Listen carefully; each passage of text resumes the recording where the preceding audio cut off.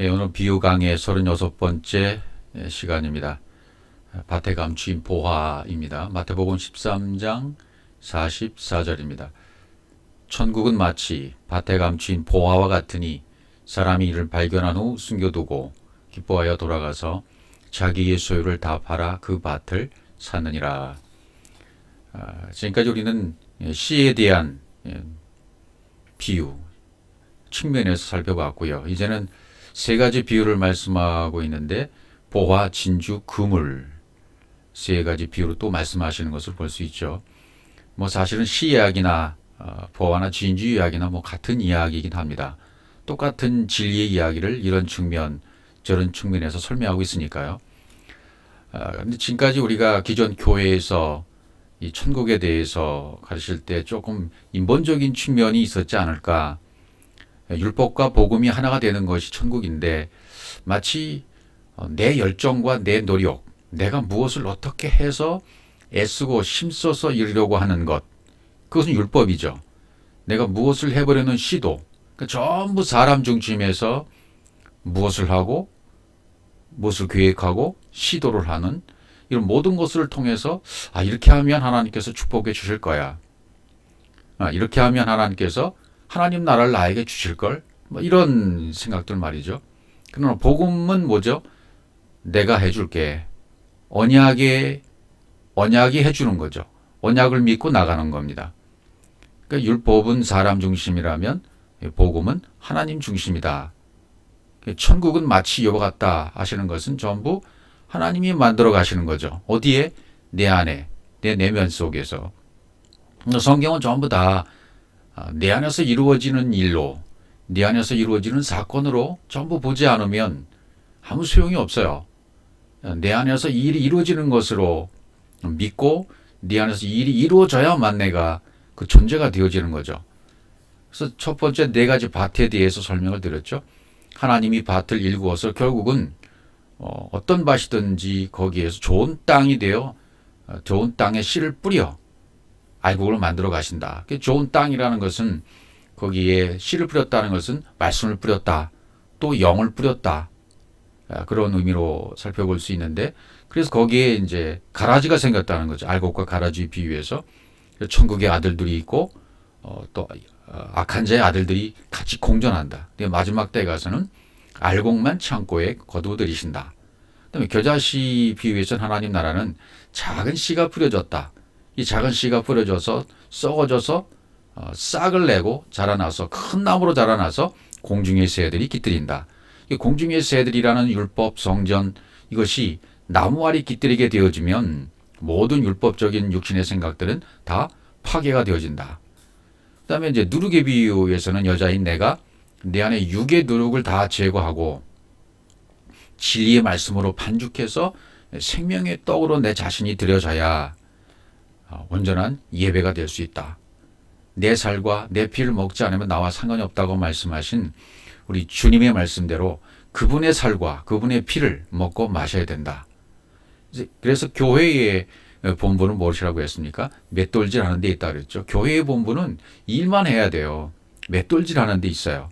겉사람을 갈아서 가루로 만들어서 속사람을 만들어주는 거 있죠. 일을 해야 돼요. 율법적인 거, 고질적인 가치관, 내 생각, 내 법, 내 기준 이게 그리스도의 말씀으로 갈아엎어져야 된다 그 말씀이죠. 이 일을 교회가 본분으로 알고 감당하고 있는가. 이제 천국의 시에서 다른 측면으로 보고 있는 측면 오늘 여기 천국은 마치 밭에 감추인 보화와 같다. 이것도 사람 중심으로 보면 잘못 볼 수 있어요. 하나님 중심으로 봐야 됩니다. 밭은 어떤 밭을 이야기하나 한번 또 밭을 먼저 살펴보고요. 천국이 마치 밭에 감추인 보화와 같다. 천국은 밭에 감춰 있는 보화와 호메이 같다. 같아버리는 거예요. 그러니까 사람이 이를 발견 후에 숨겨뒀다. 그러니까 전부 이 사람이 발견하면 그럼 내가 그것을 발견하면 내가 모든 거 팔고 소유를 다 팔면 그 밭을 사니까 천국은 내 것이 되는 거야. 이런 쪽으로 설명을 하고 해석을 하지 않습니까? 그러나 결론적으로 말씀을 드리면 밭에 감추인 보화는 비밀이신 그리스도이고 이 천국은 그리스도 같다. 천국은 그리스도인 거죠. 천국인 그리스도가 와야 돼요. 그래서 이를 발견한 후에 발견하고 찾고 발견해서 숨겨두신 분은 예수 그리스도이시고 아버지세요. 그분이 오셔서 이 땅에 아버지가 보내신 그분이 일꾼으로 오셔서 일하시다가 밭의 보화를 발견했다 그거죠. 그러니까 우리 이 세상, 이 땅, 이 세상에 있는 이 세상 그리고 내 마음 땅, 인간들의 속에 있는 모든 보화 그것을 숨겨두고 사람 속에 있는 영 그러니까 아버지가 아버지한테 자기 자신에게 하시는 말씀이나 똑같습니다. 기뻐하여 돌아가서 자기의 소유를 다 팔았다. 그러니까 보화를 발견한 분은 예수 그리스도십니다. 그분이 다시 돌아갔다. 그래서 십자가를 지셨다. 그래서 자기의 소유를 다 팔았다. 아버지 입장에서는 자기 소유를 다 팔아서 세상을 사고 내 마음 밭을 사신 거예요. 그런 쪽으로 가지 않으면 이 성경이 잘못될 수 있다는 겁니다. 먼저 이 밭에 대한 설명을 한번 더 해봐야 되겠죠. 밭이 어딜까? 어떤 밭을 얘기하고 있나? 창세기부터 한번 가보죠. 창세기 1장 9절 하나님이 가라사대 천하의 물이 한 곳으로 모이고 묻지 드러나나 하심에 그대로 되니라 이렇게 되어 있습니다. 천하의 물이 한 곳으로 모였다. 궁창 아랫물과 윗물로 나눴죠. 궁창 때문에. 위의 물이 아랫물과 하나가 되는 거죠. 위의 물이 아랫물과 하나로 모았어요. 이것은 다시 말씀드리면 하늘이 땅으로 내려오는 거나 똑같고 그리스도가 내 안에 들어오시는 것을 말하는 거나 똑같습니다. 묻이 드러나라. 얍바사 드러난 땅. 그분이 오시면 전부 드러나요. 모으고 카바 묻고 묻기 위해서 오신 분이니까요. 묻이 드러난다 하심에 그대로 되니라 그랬습니다. 그러니까 이렇게 된 사건들이 우리가 뭐 노아 용수라든지 홍해 사건이라든지 그러니까 진리와 비진리가 묶어지면 어떻게 됩니까? 마른 땅이 되는 거죠. 진리와 비진리가 묶어져서 하나가 되어지면 땅이 드러난다. 땅이 드러난다는 의미는 좋은 땅이 되어진다. 그러면 좋은 땅이 뭔가? 이게 새로운 땅이에요. 드러난 땅, 새로운 땅. 출애굽기로에서 가서 보시면 출애굽기 14장 21절 모세가 바다 위로 손을 내어빈데 여호와께서 큰 동풍으로 밤새도록 바닷물을 물러가게 하시니 물이 갈라져 바다가 마른 땅이 된지라 이렇게 되어 있어요. 예. 큰 동풍으로 밤새도록 바닷물을 물러가게 하셨다. 물이 갈라져서 마른 땅이 되었다. 예. 바닷물이 갈라졌다. 그래서 마른 땅이 됐다. 하라바 사막이 되었다. 바닷물이 갈라졌다는 의미가 어떤 의미가 있습니까? 그 바다 위로 모세가 능력의 손을 내민 거예요. 모세는 하나님 입장에서 일을 지금 하고 있죠. 능력의 손을 하나님께서 내어미니까 바다가 갈라졌어요. 애굽, 세상, 육체를 상징하는 바다가 갈라졌다. 육신의 생각이 갈라졌다. 나의 육신의 생각이 죽는 것을 얘기하고 또 그렇게 되어지면 갈라졌기 때문에 양쪽으로 갈라졌죠. 그럼 한쪽은 율법이고 한쪽은 진리죠. 한쪽은 가짜고 한쪽은 진짜죠. 이게 갈라져 버리는 겁니다. 이게 물 가운데 큰 마른 땅이 되었으니까 길이 난 거죠. 새로운 땅이 생긴 겁니다. 새로운 길이 생긴 겁니다. 22절 이스라엘 자손이 바다 가운데 육지로 행하고 물은 그들의 좌우의 벽이 되니 그랬습니다. 예, 물은 그들의 좌우의 벽이 되었다.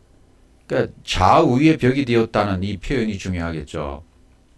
좌우의 벽이 된 게 뭔가? 물이 그들의 좌우의 벽이 됐다. 여러 가지 의미로 설명할 수 있겠지만 바다가 갈라졌죠. 육체, 마음, 성전, 예수, 애굽 이것이 다 갈라졌으니까 육신의 생각이 죽었으니까요. 그 다음에 물은 진리의 물은 그들의 좌우의 벽이 됐다. 이제 그러면 좌는 북쪽을 얘기하고 우는 남쪽을 얘기하니까 북쪽은 어두움 쪽, 감춰져 있는 쪽, 남쪽은 바짝 마른 쪽, 예, 땅이 드러난 쪽 그렇게 말할 수 있죠. 그럼 내 마음에 두 진영이 생겼다는 것이고요. 예, 좌쪽은 어두움이요 그림자예요. 무너져야 할 성전을 얘기하는 것이고 북쪽은요. 근데 남쪽은 반석 위에 세운 집을 말하는 거게 되겠죠. 또 다시 말씀드리면 좌는 예수요 우는 그리스도요. 예, 좌우의 벽이 됐다. 율법과 진리가 벽이 되어져서 육지로 행하는 거죠. 바다로 드러난 길, 그 길로 가는 거죠. 이스라엘 백성들이. 그러니까 이스라엘 백성들은 지금 새로운 살 길을 찾아가는 거예요. 보이는 세상이 말라버리면 새로운 땅에서 말씀의 열매를 맺을 수 있게 되어지는 것이 되겠죠. 이사야 40장 8절 보십시오. 푸른 마르고 꽃은 시드나 우리 하나님의 말씀은 영영이 서리라 하라 이렇게 되어 있어요. 시들어야 돼요. 그러나 하나님 말씀은 영영이 영원으로 서게 된다. 보이는 세상, 보이는 풀, 육체는 말라야 된다. 그럼 새로운 땅, 새로운 길이 생긴다. 그게 바로 히브리서 10장 19절 20절이죠. 그러므로 형제들아 우리가 예수의 피를 힘입어 성소에 들어갈 담력을 얻었나니 그 길은 우리를 위하여 휘장 가운데로 열어놓으신 새롭고 산 길이요. 이 길이 났다는 거죠. 얕바사 마른 땅 길이 났다. 하나님이 휘장 가운데로, 휘장은 육체니까, 저희 육체니까 휘장, 육체, 성전, 예수가 갈라졌어요. 그래서 새롭고 산 길, 마른 땅, 새롭고 산 길이 드러나서 그 길로 이스라엘 백성들이 지금 지나가는 겁니다. 그럼 말씀의 열매를 맺게 되어지게 되는 거죠. 휘장은 찢겨져야 될 육체, 성전, 예수를 다 말하는 거니까. 그러니까 우리로 말하면 나의 겉사람, 문자로만 보던 거, 문자 말씀, 겉의 것, 성경 66권을 겉으로만 보고 풀었던 것들, 이런 모든 것들이 다 물에 잠겨져야 됩니다. 물에 잠겨지면 새로운 길이 열리는 거죠. 새로운 해석이 되어서 풀려지게 됩니다. 말씀이 풀려지게 되어집니다. 여호수아 3장 17절 여호와의 언약궤를 맨 제사장들은 요단 가운데 마른 땅에 굳게 섰고 온 이스라엘 백성은 마른 땅으로 행하여 요단을 건너니라 이렇게 되어 있습니다. 여호수아 4장 22절 너희는 자손에게 알게 하여 이르기를 이스라엘이 마른 땅을 밟고 이 요단을 건넜습니다. 이렇게 마른 땅, 새롭고 산 길, 이 땅을 밟고 건넜단 말이죠. 묻이 드러나면 묻이 드러나게 되면 새롭고 산 땅이 되어지면 새로운 살 길이 되어지면 씨 있는 땅이 된 거죠. 씨 있는 땅이 된 겁니다. 그러면 열매가 나와요.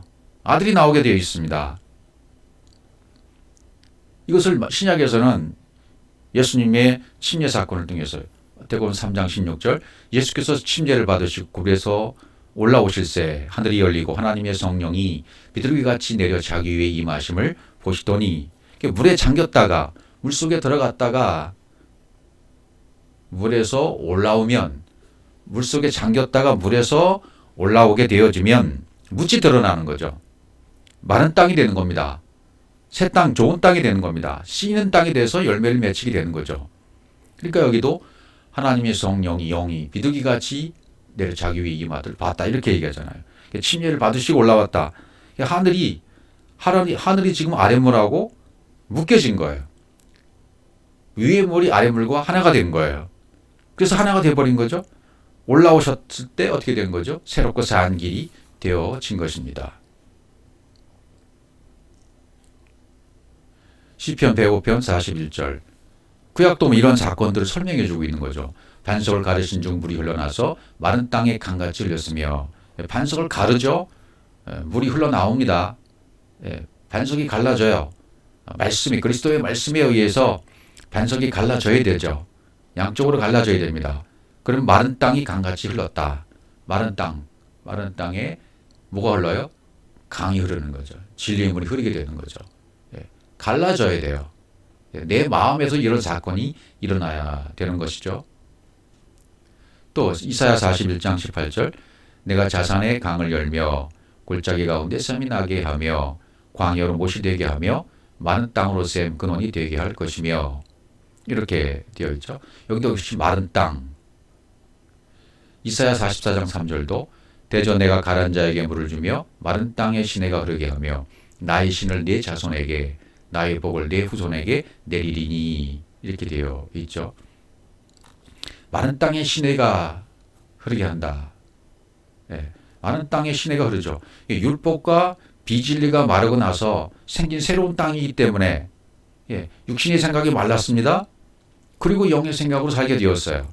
그러니까 위의 물이 지금 흘러지게 되면 새로운 생수가 흘러지게 되는 거죠. 진리의 물이 흘러지게 되는 거죠. 즉 영이신 그리스도가 씨로 뿌려진 것이죠. 우리도 이렇게 되어야만 됩니다. 이사야 53장 2절 그는 주 앞에서 자란 아기를 연한 순 같고 마른 땅에서 나온 줄기 같아서 마른 땅에서 나온 줄기 같아서 이렇게 되어 있죠. 그분이 예수 그리스도에 대한 뭐 예언의 말씀이라고 우리가 잘 알고 있는 이사야 53장이지 않습니까? 그분은 주 앞에서 자란 아기를 연한 순이고 마른 땅에 나온 줄기다. 마른 땅 새롭고 산 길에서 나온 줄기다. 새싹이다 말이죠. 네. 그래서 그분이 이 땅에 오셔서 십자가에 죽으셨다. 뭐 이런 말씀을 계속 하고 있는 거죠. 로마서 6장 4절 5절 말씀 보시면 그러므로 우리가 그의 죽으심과 하여 침례를 받음으로 그와 함께 장사되었나니 이는 아버지 영광으로 말미암아 그리스도를 죽은 자 가운데 살리신 것 같이 우리로 또한 새 생명 가운데서 행하게 하려 함이니라. 함께 그리스도와 함께 장사되었으면 그리스도와 함께 산 것이 되는 거예요. 그러면 하늘과 땅이 하나가 된 거죠. 그러면 땅에 있는 것으로 그분이 의미를 부여해 주신 땅의 것으로 설명해 주셨는데 그것을 내가 깨달아 알았어요. 땅의 것을 도구로 알게 해주신 것을 내가 깨달아 알았어요. 그럼 내가 하늘을 안 거죠. 땅의 것을 가지고 하늘을 안 것이니까 엘로힘이 된 거예요. 아들이 창조된 거예요. 그래서 새 생명이라고 그랬습니다. 우리로 새 생명 가운데서 행하게 하랍니다. 이렇게 말씀하신 겁니다. 이렇게 위의 것 아래 것 진리와 비진리 이것이 하나가 되어서 흐르는 어디에 마른 땅 얍바사에 새롭고 산 길로 영의 씨가 뿌려졌다. 그런데 이 씨는 감춰졌다고 말씀하시는 거죠. 마가복음 4장 22절 드러내려 하지 않고는 숨긴 것이 없고 나타내려 하지 않고는 감추인 것이 없다. 이렇게 말씀하셔요. 그러니까 나타내려고 감췄다는 거예요. 나타내시기 위해서 감추셨다는 거예요. 그래야 드러나니까요. 그 나타내서 그냥 감추이지 않고 나타내서 주어버리면 그 원리의 진리는 감춰져 버리게 되죠. 나타나지 않게 되죠. 그분의 마음, 아버지의 마음, 아버지의 사랑, 아가페의 그 사랑을 우리에게 나타내려고 주시려고 감췄다는 거예요. 이것이 하나님의 원리입니다. 진리의 원리라는 것입니다. 똑같은 말씀 누가복음 8장 17절이요. 숨은 것이 장차 드러나지 않을 것이 없고 감추인 것이 장차 알려지고 나타나지 않을 것이 없느니라. 이렇게 되어 있어요. 감추임 안에 누가 계시는 거예요? 그러니까 감추임의 원리 안에 아버지가 계시는 거예요. 그래서 보화를 발견하고 진리를 깨달았다는 것은 보이지 않는 듀라라는 분으로 들어간 것이나 똑같아요. 그래서 고린도전서 2장 7절 오직 비밀한 가운데 있는 하나님의 지혜를 말하는 것이니 곧 감추었던 것인데 하나님이 우리의 영광을 위하사 만세 전에 미리 정하신 것이라. 그렇게 되어 있어요. 미리 정했다. 프로오기죠. 미리 결정했다. 고린도전서 4장 5절 그러므로 때가 이르기 전 곧 주께서 오시기까지 아무것도 판단치 말라. 그가 어둠에 감추인 것들을 드러내고 마음의 뜻을 나타내시리니 그때 각 사람에게 하나님께로부터 칭찬이 있으리라. 어둠에 감추인 것들을 드러내실 때가 온다는 얘기입니다. 그분의 마음의 뜻을 나타내실 때가 온다는 것입니다. 감추인 것들을 드러낸다. 프로티조. 여기 프로티조라는 단어가 쓰여 있는데요. 그것은 광선을 발하다, 빛이 나다. 어두움 가운데 스코토스, 어둠 속에 감춰졌던 것들이 진리로 빛이 나고 드러날 때가 온다 말이죠. 마음의 뜻, 여기는 본래 카르디아의 뜻. 마음의 뜻이라는 것은 의지, 의도하다, 뜻하다. 이런 뜻으로 쓰였고요. 골로새 1장 26절 이제 이 비밀이 뭔지를 감췄던 비밀이 뭔지를 알려주십니다. 이 비밀은 만세와 만대로부터 오므로 감춰졌던 것인데 이제는 그의 성도들에게 나타났고 누구에게요? 성도들에게 거룩한 자에게 감추인 것을 안 자죠. 감추인 비밀을 안 자에게 감추인 것을 발견한 자에게 나타난다. 이 비밀은 만세와 만대로부터 오므로 감췄던 것이다. 비밀은 만세와 이렇게 되어 있어요. 아이온. 아이온이라는 단어는 영혼이라는 뜻이잖아요. 만세. 예, 영혼. 그러니까 영혼으로부터 감췄던 것으로 이제는 이걸 내가 알았다는 거죠.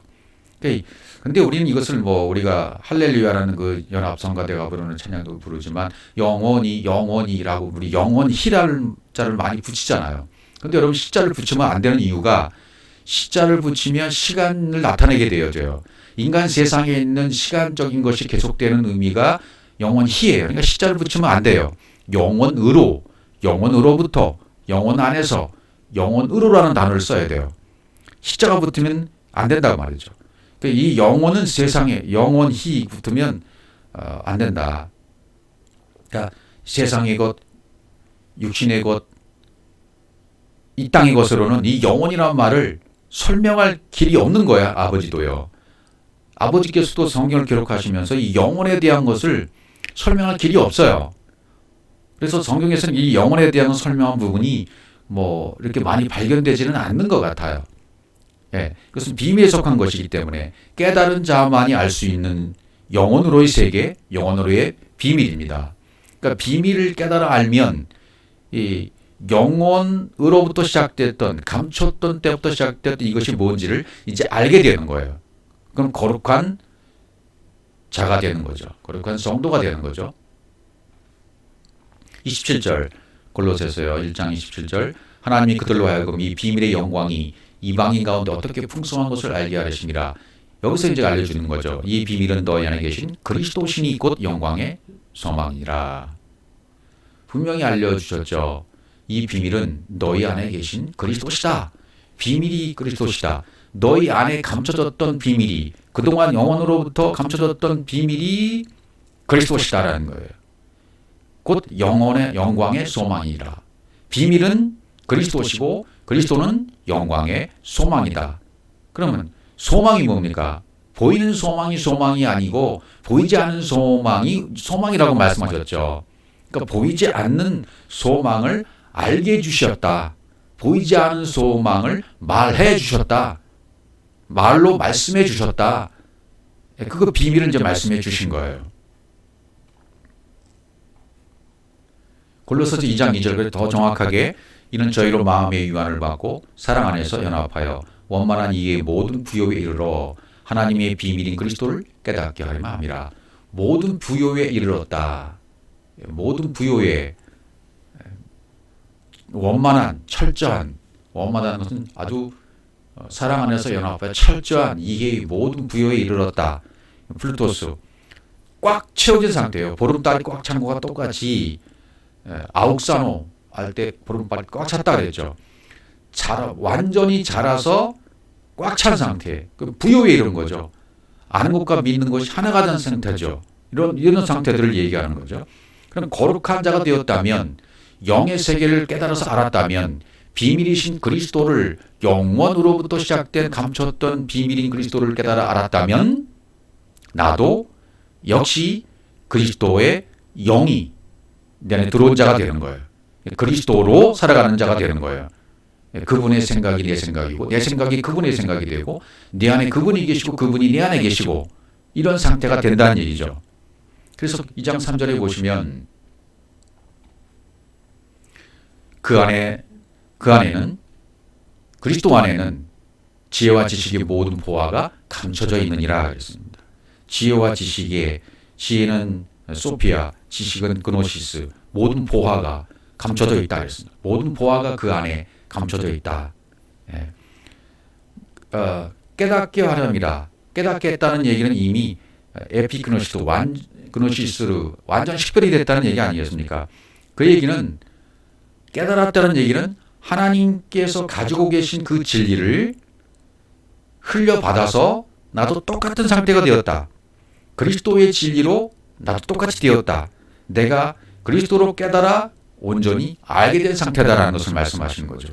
그러니까 지혜와 지식의 모든 보화가 감춰 있다는 얘기도 지혜는 뭘 말하고 있으며 지식은 뭘 말하고 있을까요? 지식이라는 것은 그노시스죠.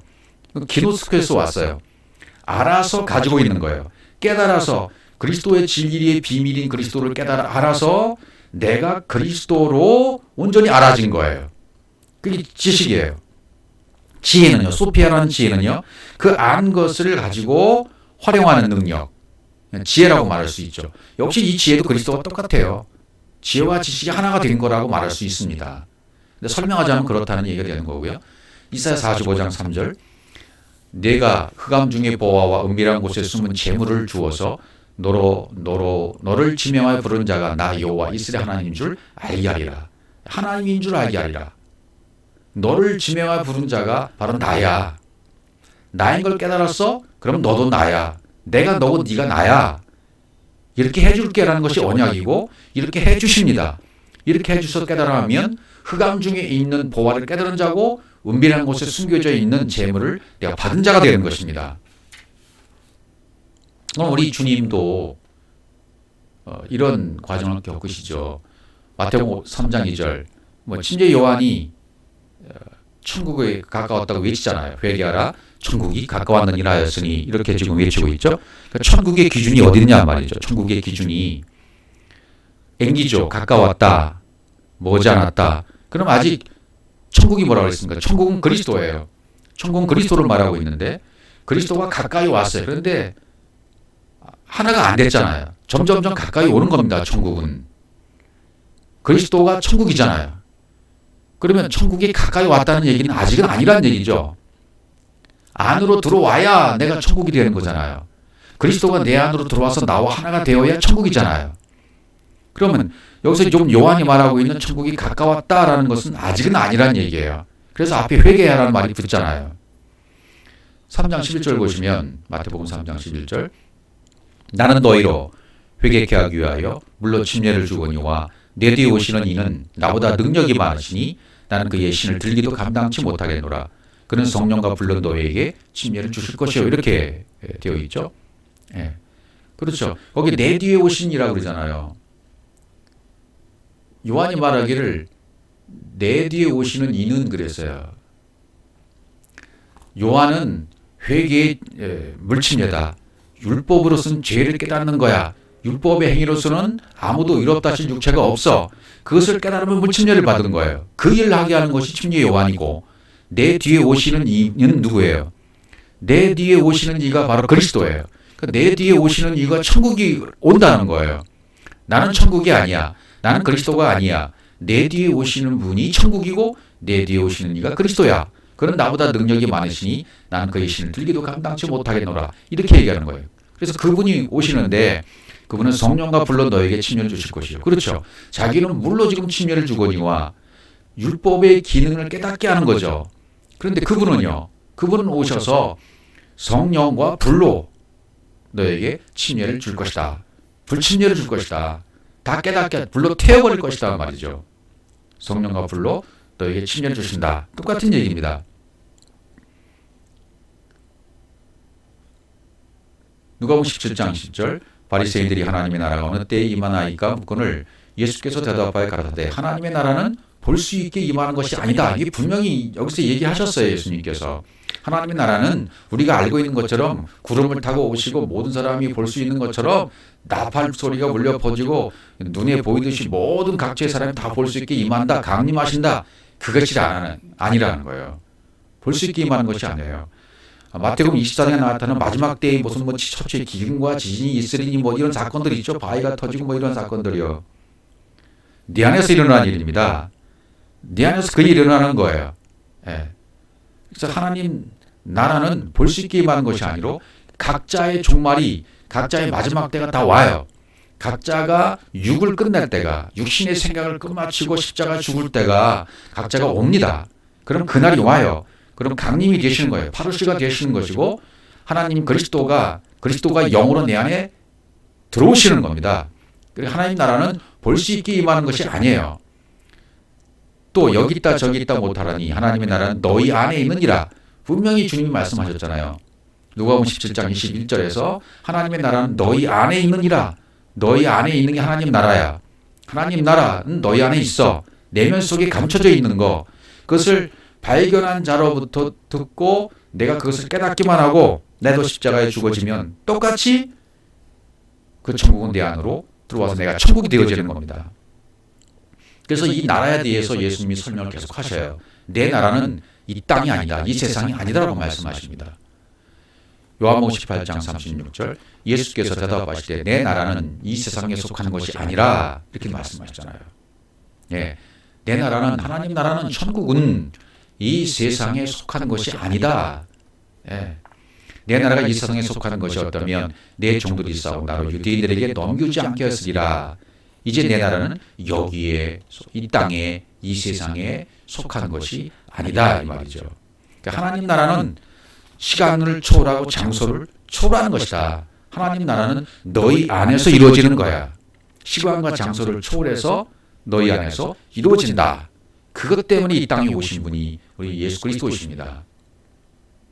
로마서 14장 17절 하나님 나라 이 본질에 대해서 천국의 본질이 무엇인가에 대해 또 설명하고 있어요. 천국의 기준은 그리스도예요. 그리스도가 천국이에요. 그 천국이 내 뒤에 오신 이로 내 안에 들어와야 돼요.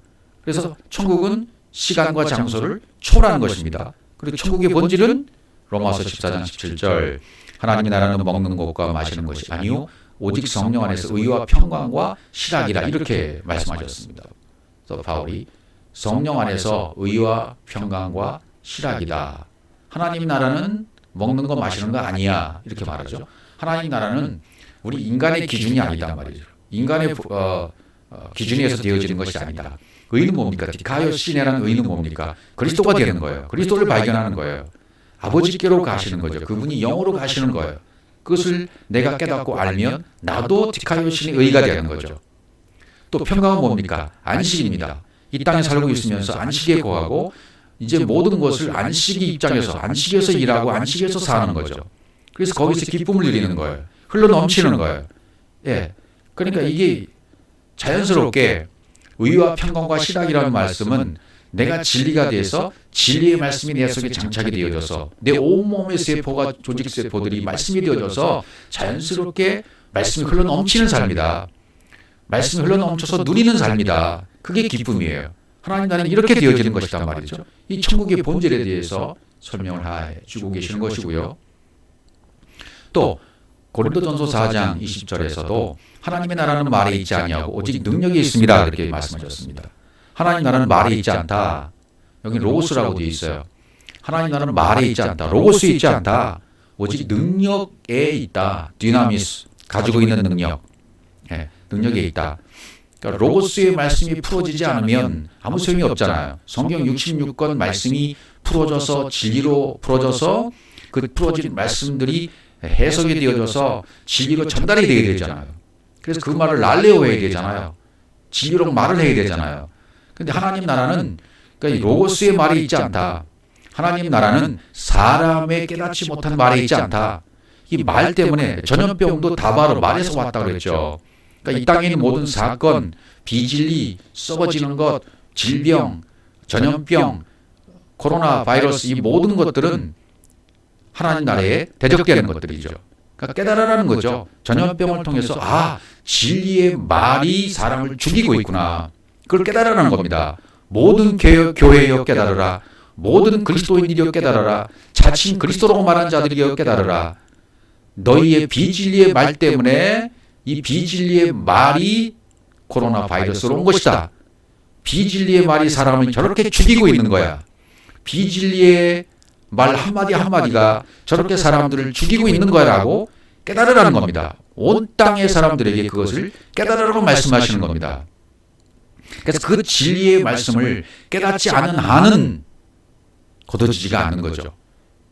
이게 진리의 말씀을 깨달아서 로고스의 성경 66권의 말씀들이 아니라 썩은 말씀, 비진리의 말씀, 율법의 말씀, 인간의 기준의 말씀으로 해석되는 것이 아니라 하나님 나라는 진리로 풀어져서 진리의 말씀이 내 안에 들어와 그 말씀이 다바르가 아마르가 되어져서 진리로 내 안에 세워져 있어야만 그제서야 진리의 나라가 된다. 온 땅에 진리의 나라가 되어질 때 그래서 이 진리가 편만하게 전파되어지고 이 진리가 편만하게 온 땅에 전파되어질 때 그때 사람들에게는 의와 평강과 실학이 넘치게 될 것입니다. 이것을 기억해야 돼요. 어떤 인간이 처방해낸 백신이 중요한 것이 아니라 인간이 만들어낸 치료제가 중요한 것이 아니라 오직 하나님의 치료제인 진리의 말씀, 생명의 말씀이 떨어져야만 치료가 가능한 것입니다. 그것이 바로 하나님의 능력인 것입니다. 비진리의 말이 썩어져서 사람들을 죽이고 병균이 되고 전염병이 되고 질병이 되는 거야. 비진리의 말이 썩어져서 모든 사람들 죽이고 파괴시키는 거야. 그걸 깨달으라는 얘기죠. 이 하나님 나라의 실체에 대해서 지금 이 본문은 말하고 있는 거죠. 오직 능력이 있습니다. 있습니다라는 까닭이에요. 까닭이라 가르. 능력이 있기 때문에 하나님 나라를 로고스 다바르에서 아마르로 깨달아야 된다. 레마의 말씀으로 깨달았고 그 말씀을 전해야 된다. 그 말씀을 지금 계속 우리 주님은 보이지 않는 사건을 통해서 이 땅에 있는 모든 사건, 전염병의 사건을 통해서 계속 그분의 말씀은 진리로 선포되고 있는 겁니다. 은연중에 선포되고 있는데 이 진리의 말씀을 깨닫는 자들만이 살아남을 수 있는 겁니다. 백신으로 살아남는 것이 아니라 진리의 말씀을 깨닫는 자들만이 흑암의 권세에서 건져내게 돼 있다는 것을 기억해야만 할 것입니다. 그래서 골로새 1장 13절 그가 우리를 흑암의 권세에서 건져내사 그의 사랑의 아들의 나라로 옮기셨으니 흑암의 권세에서 엑수시아 어둠의 권세에서 벗어났다. 권세라는 것은 여기 명사 여성형으로 되어 있어요. 흑암의 권세에서 흑암의 언약 잘못된 언약에서 벗어나서 올바른 언약으로 하갈에서 사라의 언약으로 행위의 언약에서 은혜의 언약으로 건져내셨다는 겁니다. 후리오마이 건져냈다, 끌어냈다, 구출했다 그런 뜻이 되는 거죠. 그래서 그의 사랑의 아들의 나라로 사랑의 아들의 나라로 옮기셨다. 메디스테미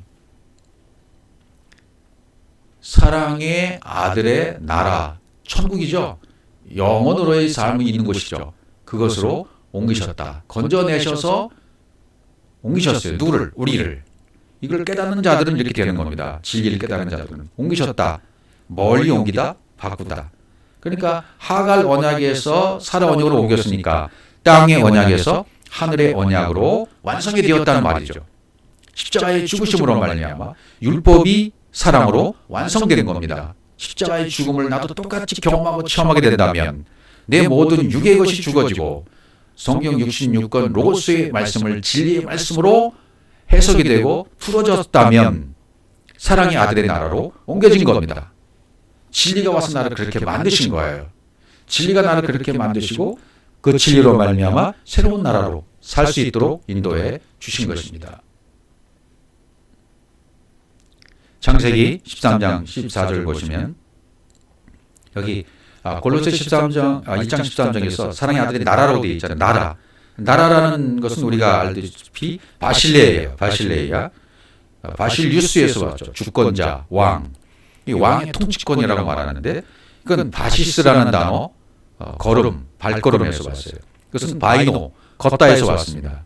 그러니까 내 발로 걷고 내 발로 걷고 밟는 영역이 내 통치권의 영역이 미치는 곳이다. 그것이 바로 나라라는 뜻이죠. 여기 보시면 롯이 아브라함을 떠난 후에 여호와께서 아브라함에게 이르시되 너는 눈을 들어 너의 있는 곳에서 동서남북을 바라보라고 창세기 13장 14절에서 말씀하고 있습니다. 너는 눈을 들어 너의 있는 곳에서 동서남북을 바라보라. 왜 이렇게 말씀하셨을까요? 눈은 진리의 눈이잖아. 아인, 샘, 진리, 물. 눈을 들어 너희 있는 곳에서 왜 동서남북을 바라보고 했을까요? 롯이 아브라함을 떠난 후에요. 그렇죠.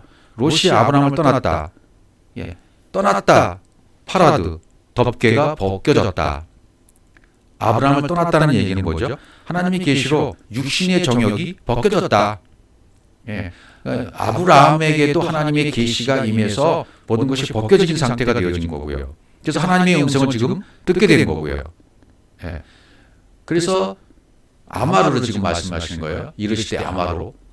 그렇게 되기 때문에 그 음성을 듣게 됐기 때문에 그분이 지금 진리의 말씀이 들려온 겁니다. 눈을 들어 너희 있는 곳에서 동서남북을 바라보라. 진리를 품고 있는 눈이 된 상태에서 내 동서남북 사면의 세계 그걸 바라봐라. 즉 내 내면의 세계에 들어가서 내 안에 들어가서 내 안에 있는 펼쳐진 동서남북을 바라보라 그런 뜻이죠. 그러니까 동쪽은 케뎀이라는 뜻이고 반대쪽이라는 뜻이잖아요. 동쪽은 케뎀, 반대쪽, 또 대적하고 있는 쪽. 동쪽을 바라봐라. 네 동쪽을 바라봐. 네가 대적하고 있는 반대의 것이 무엇인가 봐. 육이죠. 율법이죠. 육신의 생각이죠.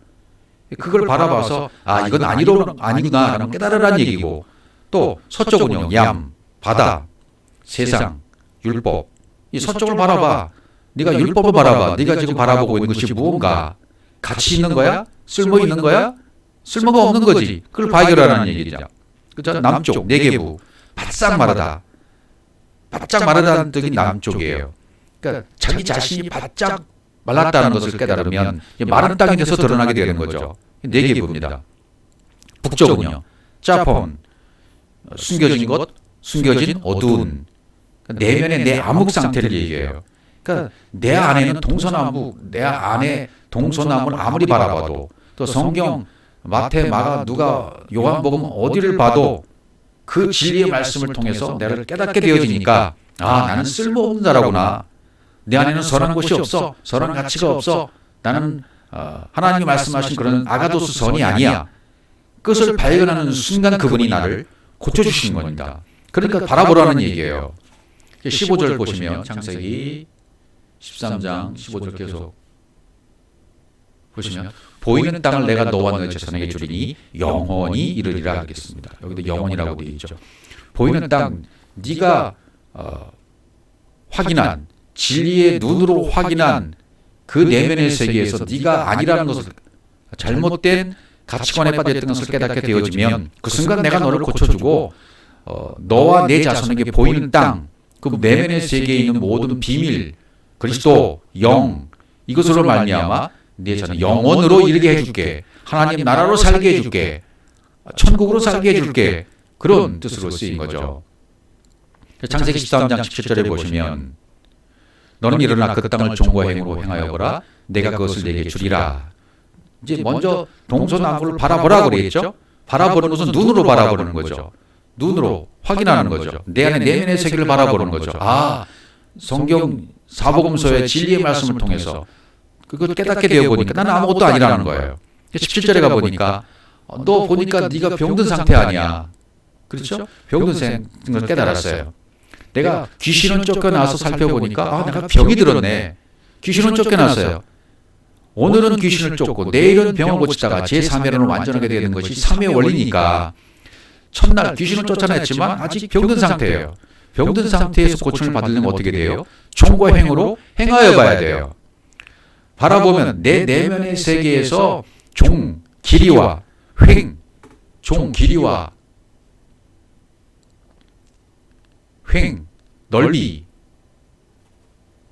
길이와 넓이를 행하여 보라. 할라크, 걸어라, 행진해라, 복음의 여정으로 걸어라. 그러면 내가 그것을 내게 주겠다. 이렇게 말씀하는 거죠. 오늘은 귀신을 쫓고 내일은 네가 내 내면 세계에서 이제 네 눈으로, 그 진리의 눈으로 보았지. 그러니까 너는 아니었잖아. 그래서 이제 귀신이 쫓겨났습니다. 그 다음에 또 동서남북을 바라보다가 이제는 종과 행으로 길이와 넓이를 살펴보니까, 행하여 보니까, 걸어보니까, 복음의 여정을 걸어보니까 진리를 바라보니까 깨닫는 거예요. 길이와 넓이와 높이와 깊이가 점점 깊어지는 거죠. 그 열로 완전히 사랑으로 확증이 되어지는 거죠. 성전의 세계, 성전을 전부 깨닫게 되는 거죠. 성전에서 말씀하신 그분의 진리를 완벽하게 깨닫게 되어지는 거예요. 그래서 병든 상태, 너는 일어나. 그러니까 일어났다는 얘기고 너는 일어나서 그렇게 하라는 얘기 아닙니까? 동서남북을 바라보다가 이제 일어나서 병든 상태에서, 아직 병들어 있는 상태에서 고침을 받고 이제 일어선 거죠. 일어선 거예요. 그래서 복음의 여정을 걸어가고 있는 겁니다. 누구든지 이 내면 세계에서 동서남북을 바라보고 종과 행으로 행하여 봐야 돼요. 그 다음에 이 똑같은 사건을 모세에게도 주시잖아요. 아브라함에게 이렇게 되었고 또 모세에게도요. 신명기 3장 27절 너는 비스가 산 꼭대기에 올라가서 눈을 들어 동서남북을 바라보고 네 눈으로 그 땅을 보라. 내가 요단을 건너지 못할 것이니라. 모세는 요단을 건너지 못해요. 그러나 여호수아로 건너요. 모세와 여호수아는 하나가 되는 거니까요. 율법과 복음이 하나가 되는 거니까요. 눈을 들어 동서남북을 바라고 내 눈으로 그 땅을 보라 그러죠. 역시 아바를 못할 거야. 그 땅을 봐. 하나님께서 보라고 하실 때는 이 보는 것은 굉장히 의미가 있는 겁니다. 뜻이 있는 거죠. 비스가단 꼭대기에 올라가서 또 신명기 32장 49절 너는 여리고 맞은편 모압 땅에 있는 아바림 산에 올라 느보산에 이르러 똑같은 산입니다. 아바림 산 건너편에 올라 건너편 산 아바림 건너편 산에 올라 느보산에 이르러 내가 이스라엘 자손에게 기업으로 준 가나안 땅을 바라보라 이렇게 말씀하세요. 모세가 가나안 땅 바라보죠. 그럼 가나안 땅에 누가 들어가요? 여호수아로 들어가요. 모세는 여호수아로 들어가고 여호수아가 결국은 들어가서 그리스도를 상징하는 여호수아가 들어가서 가나안 땅을 밟고 정복하는 거죠. 모세는 산에 올라가서 동서남북을 바라보고 여호수아는 동서남북을 바라봤다는 얘기는 언약, 약속이죠. 그 약속의 성취는 여호수아가 발로 밟고 정복해요. 모세는 여호수아로 들어가기 때문에 결국 모세한 것이나 같아요. 이것 때문에 싸움이 신학적으로 많잖아요. 모세는 가나안 땅에 못 들어갔다. 무엇 때문에 거룩하지 못했기 때문이다. 이런 말씀들을 많이 하잖아요. 그래서 성경을 앞뒤로 안 보면 그렇게 나눔에게 빠지게 되어집니다. 같이 봐야 됩니다. 모세는 여호수아로 가나안 땅에 들어간 것으로 봐야 돼요. 예수가 그리스도가 된 것처럼 엘리야가 엘리사로 된 것처럼 다윗이 솔로몬으로 성전을 완공한 것처럼 피를 흘린 다윗이 성전을 완공한 솔로몬이 평화의 사람이 안식의 사람이 샬롬의 사람이 완공을 하잖아요. 피를 흘렸죠. 다윗이 피를 흘리니까 예수의 차원이죠. 솔로몬은 그리스도의 차원이고요. 여호수아 1장 3절 내가 모세에게 말한 바와 같이 무릇 너희 발바닥으로 밟는 곳을 내가 다 너희에게 주었노니 모세가 바라봤고 모세가 말한 것 같이 무릇 너희 발바닥으로 밟는 곳을 내가 다 너희에게 주었노니 모세는 바라봤어요. 그런데 여호수아는 직접 발로 밟고 정복을 해버립니다. 이것이 다른 거죠. 밟고 정복하는 거죠. 이것이 우리 내면 세계에서 똑같이 일어나야 돼요. 그러니까 에덴 동산에서 생명나무가 있었죠. 그런데 아담과 하와가 이것을 뭘로 봤어요? 선악과로 알고 하나님과 같이 되기 위해서 따먹었단 말이죠. 이때 소유권이 대적자인 사단 마귀에게 넘어갔습니다. 사단 마귀에게 넘어갔다. 대적자에게 넘어갔다. 육신의 생각으로 넘어갔다는 얘기죠. 하나님과 원수가 된 거죠. 그때 주인은 이제 전 재산을 다 팔아. 오늘 비유처럼 전 재산을 다 팔아 다시 값을 지불하고 사버리는 거죠. 그것이 로마서 8장 31절 자기 아들을 아끼지 아니하시고 우리 모든 사람을 위하여 내어주신 이가 어찌 그 아들과 함께 모든 것을 우리에게 은사로 주지 아니하시겠느냐 이렇게 말씀하셨어요. 자기 스스로가 하나님 자기 자신 스스로가 아들이 되신 거예요. 아끼지 않았다. 휘도마이 아끼다라는 말은 휘도마인데 조심스러워하다. 스스로 시험하다. 하나님 자신이 스스로가 아들이 되신 거예요. 아끼지 아니하시고 하나님 자신이 아들로 내어주시는데 전혀 아끼지 않으셨어요. 아버지 자신이 아들이 되었다는 의미입니다. 하나님 자신을 아들로서 내어주신 거예요. 그러니까 아버지와 아들이 하나인 거죠. 내어주신 이가 어찌 그 아들과 함께 모든 것을 우리에게 은사로 주지 않겠느냐. 아들이 한 모든 일이 은혜가 되지 않겠느냐. 페이도마이 용서란 뜻도 있어요. 은사로 주지 않겠느냐. 카리조마이 여기 은사로 주지 아니겠느냐. 카리조마이 은혜를 베풀다, 무료로 주다, 용서하다. 그러니까 아들이 한 모든 일이 은혜가 되지 않느냐. 아들이 한 모든 것이 용서가 되지 않겠느냐. 그런 거죠. 그러니까 하나님 자기 스스로가 아들이 되신 거예요. 이렇게 이 땅에 오신 분이 그분이십니다. 그러니까 그분은 자기 전 재산을 팔아서 지금 값을 지불하신 거예요. 자기 자신이 이 땅에 오셔서 값을 지불하셨어요. 고린도전서 6장 19절 너희 몸은 너희가 하나님께로부터 받은 바 너희 가운데 계신 성령의 전주를 알지 못하느냐? 너희는 너희 것이 아니라 우리 것이 아니죠. 그 다음에 값으로 샀다고 그러죠. 값으로 산 것이 되었으니 그런즉 너희 몸으로 하나님께 영광을 돌리라라고 되어 있습니다. 값으로 산 것이 되었다. 예수 그리스도의 피값으로 되었다. 아버지가 아들이 되셔서 이 땅에 오심으로 자기 자신을 친히 아들이 되어져서 십자가를 지셨다. 주님께서 값을 다 지불해 주신 거죠. 값이 뭘 얘기할까요? 값으로 산 것이 됐다. 이것은 하나님의 모든 것, 아끼지 않고 된 아들, 오신 아들, 그리스도, 비밀이신 그리스도, 이게 값입니다. 이 값을 다 지불하신 것이 된 거죠.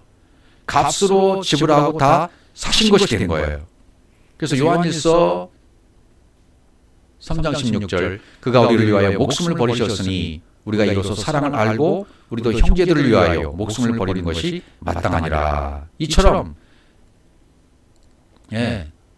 그가 우리를 위해 목숨을 버리셨다. 우리가 이로써 사랑을 알았다. 우리도 이처럼 똑같이 해야 된다.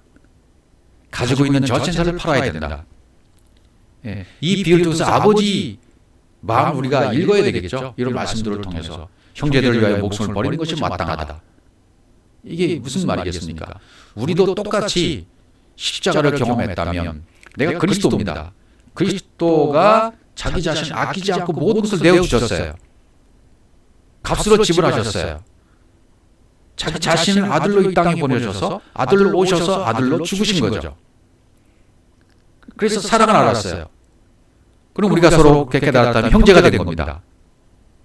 아직 형제가 되지 못한, 지위로 형제가 되지 못한 자들을 위해서 형제로 보고 사랑을 전해줘야 돼요. 이 사랑을 전해줘야 돼요. 그가 우리를 위해서 목숨을 버리셨다. 아끼지 않고 모든 걸 다 주셨어요. 생명, 비오스 전 재산, 모든 것을 다 주셨단 말이죠. 그러니까 우리도 똑같이 마땅히 그렇게 드려야 된다. 아버지가 전 재산을 모든 것을 팔아서 버려서 얻은 것이 바로 천국이다. 그리스도가 천국이다. 모든 것 값을 지불한 것이 천국이다 말이죠. 그래서 우리가 이 살펴봤듯이 같은 세상이란 말이죠. 마태복음 13장 38절 같은 세상이요 좋은 신은 천국의 아들들이요 가라지 악한 자의 아들들이요 이렇게 말씀하셨잖아요. 세상, 좋은 신은 천국의 아들들. 밭이 세상이고 이 세상이고 또 내 마음 땅도 되어지고요. 그걸 다 사버리신 거예요. 다 사버리셨어요. 소유를 다 팔아 그 밭을 샀다. 이제 오늘 비유의 핵심이 그겁니다. 천국은 마치 밭에 감추인 보화와 같다. 천국은 그리스도입니다. 천국은 감추인 보화입니다. 비밀이신 그리스도이십니다. 근데 이것을 예수 그리스도가 이 땅에 일꾼으로 오셔서 발견하셨어요. 예수 그리스도를 발견하신 후에 다시 십자가에 죽으시고 십자가에 죽으심으로 자기 전소를 다 팔았어요. 값을 지불해 주셨어요. 그 밭을 다 사셨어요. 세상 땅, 내 마음 땅 모든 것을 다 사버리셨습니다. 이제 소유권이 다시 주님께로 넘어왔습니다. 소유권이 주님께 넘어왔기 때문에 이제 우리는 그것을 나는 그분의 소유가 되는 거죠. 그걸 믿기만 하면 되고 깨닫기만 하면 되어져요. 그리고 스타워르에서 죽는 체험을 통해서 그분과 내가 하나 되는 체험. 그럼 영이 깨어나게 되는 거죠. 밭의 보화를 비밀을 발견하신 분이 누굽니까? 예수 그리스도예요. 사람이 아닙니다. 발견한 분은 예수 그리스도십니다. 우리가 발견한 게 아닙니다. 사람이 발견한 게 아닙니다. 여기서 인본주의와 생각의 차이가 나는 거죠. 인본주의들의 생각이 뭡니까? 스스로 지혜 있다 생각하고 스스로 의롭다고 생각한 사람들은 보물을 발견치 못한다. 물론 맞는 말입니다. 맞는 말이지만 여기서 그런 식으로 해석하면 안 된다는 얘기죠. 그런 뜻이 아니라는 얘기죠. 참 생명을 찾기 위해서 자기 자신을 들여져야만, 다 팔아야만, 내 자신을 팔아야만 진리를, 천국을 발견하는 사람이 된다. 이렇게 설명하고 있단 말이죠. 인본주의는. 그러나 그것이 아니란 말이죠. 밭의 주인은 하나님 아버지십니다. 예수 그리스도는 밭에 일하러 온 일꾼입니다. 그리고 이건 다 비유죠. 그래서 발견했어요. 숨기셨어요. 다시 십자가에 죽고 세상 밭, 마음 밭을 다시 사버리셨습니다. 온 우주 마음을 세상에는 이제는 하나님밖에 없어요. 그분이 다 사셨습니다. 그 모든 것들을. 그래서 온 우주 만물에 보여지는 것들은 다 진리고 그리스도시고 천국인 것입니다. 왜? 그분이 다 소유를 팔아 사셨기 때문에. 이걸 진리로 깨달아 영이 깨어난 자들은 똑같이 천국을 소유한 자가 되는 겁니다. 이 땅에 보여지는 것 속에는 보이지 않는 신성과 능력이 다 있는 거죠. 이 땅에는. 그것이 감추어진 보화인 그리스도인 거예요. 이 땅에는 그리스도가 감춰져 있습니다. 모든 사건에는 그리스도가 감춰져 있습니다. 모든 일 속에는 그리스도가 감춰져 있습니다. 예, 감춰진 것이 천국이잖아요. 그러니까 천국이 바로 그리스도예요. 그리스도를 발견한 자, 그리스도가 발견한 것, 그리스도가 발견한 예수 그리스도가 발견한 그 천국. 그래서 그분이 십자가에서 값을 다 지불하셨죠? 그러면 그것을 깨달아 나도 영이 깨어난 자들은 나도 똑같이 그 천국이 나에게 온 거예요. 그 천국은 내 것입니다. 내가 소유했습니다. 그러면 나도 역시 그리스도예요. 천국은 그리스도라. 밭에 감추인 보화인 그리스도시다. 나도 역시 그 비밀을 깨달아 안 자가 되었다면 나도 역시 모든 소유를 팔아서 그 밭을 산 자와 똑같이 된 것입니다. 여기에 이 비유의 의미가 있는 것입니다. 이제는 짐승에서 벗어나서 이 땅을 통치하고 다스리는 진짜 왕, 그리스도, 천국. 네가 바로 내가 된 거야. 네가 바로 천국이 된 거야. 네가 바로 그리스도야. 이걸 깨닫고 너는 이제는 내 소유에서 나와 하나인 거야. 소유이기도 하지만 하나인 거야. 똑같이 설명이 되어지는 거죠. 그러면 이제 우리의 위치와 신분이 바뀌어져서 이 땅에 육의 몸을 갖고 살고 있지만 육의 몸을 살고 있는 동안에도 그리스도의 초월적인 의식으로 그리스도가 머리가 되어 사는 삶이 되어진다면 승리하는 삶이 된다는 것을 설명하고 있습니다.